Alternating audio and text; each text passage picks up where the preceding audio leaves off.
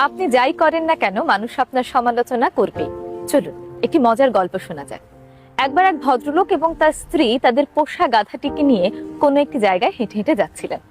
মানুষজন তাদেরকে দেখে বললেন, দেখো দেখো কি বোকা লোক, তাদের কাছে গাধা থাকার পরেও তারা দুজনই হেঁটে হেঁটে যাচ্ছে। এদের মাথায় কোনো বুদ্ধি নেই। গাধার কাজ তো তাদেরকে বহন করা, তাহলে তারা গাধাটিকে হাঁটিয়ে নিজেরা কেন হেঁটে হেঁটে যাচ্ছে? তারা তো চাইলেই গাধার পিঠে উঠে যেতে পারে। কথাটি শুনে ভদ্রলোক বেশ লজ্জায় পড়ে গেলেন।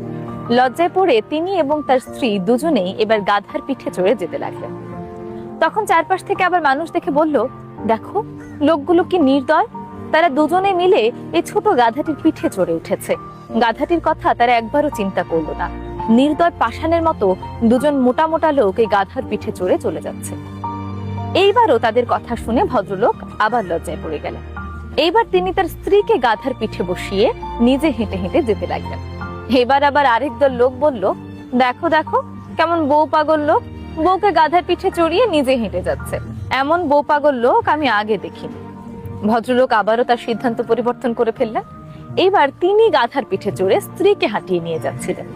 এবার আরেক দল লোক এসে বলল, দেখো কোনো দায়িত্ব বোধ নেই লোকটির, নিজে ঠিকই গাধার পিঠে চড়ে আরাম করে যাচ্ছে আর স্ত্রীটাকে হাঁটিয়ে নিয়ে যাচ্ছে। কেমন অভদ্র লোক। এই গল্পের মাধ্যমে আপনি কি বুঝতে পারলেন? এই গল্পের মাধ্যমে ঠিক এই জিনিসটি বোঝা যায়, আপনি যাই করেন না কেন কেউ না কেউ তার সমালোচনা করবে। অর্থাৎ আপনি ভালো করেন কিংবা মন্দ করেন, কেউ না কেউ এসে আপনার সেই কাজের সমালোচনা অবশ্যই করবে।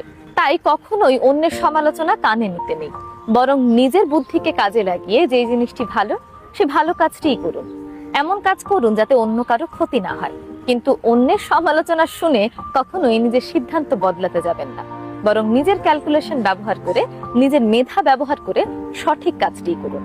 এবং আপনার সেই সঠিক কাজ করার পরে যদি কেউ আপনার সমালোচনা করে, তাহলে তার কথা আপনি এক কান দিয়ে নেবেন, আরেক কান দিয়ে সুন্দর করে বের করে দেবেন এবং নিজের কাজে অটল থাকবেন।